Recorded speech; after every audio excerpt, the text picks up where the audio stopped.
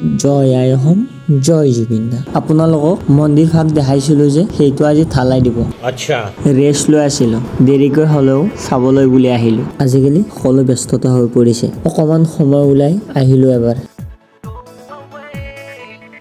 চাঁদডালা হ'বই আৰু বেছি সময় নালাগে, গধূলি হ'লেই। মোৰো আকৌ অলপ পিছত ঘৰত যাব হ'বহি। ठीक है যোৱাৰ আগত আপোনালোকক কমফুৱে দেখাই দিওঁ। এনেকুৱাকৈ সৰু ল'ৰা ছোৱালীবিলাকক কিবা নহয় কিবা শিকিব দিব লাগে, তেতিয়াহে স্কিলবিলাক ওলাব। আৰু আমি হিয়াৰ আমঠুৰ জুবিন দাক এতিয়ালৈ ন্যায় দিব পৰা নাই। কিমান লাজৰ কথা হৈছে আপোনালোকে ভাবি চাওকচোন এবাৰ।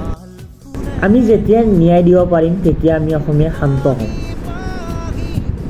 জুবিন দা থাকোঁতে কিমান কি কৰি গ'ল তাৰে হিচাপ নাই। মৰাৰ পিছতো কিমান অল ৰেকৰ্ড হ'ল আপোনালোকে ভিডিঅ'ৰ সৈতে দেখা পাইছে চাগে। আৰু চৰকাৰক এইটোৱে অনুৰোধ জনাইছোঁ যে আমি আপোনালোকৰ পৰা আকৌ বিচৰা নাই, আমি বিচাৰিছোঁ যে ন্যায়। আমি ন্যায় পালে হ'ল, আমাক আকৌ নালাগে। হাতযোৰ কৰি কৈছোঁ আপোনালোকক, ন্যায় দিয়ক না। জয় আই অসম, জয় জুবিন দা। জুবিন দা অমৰ হওক।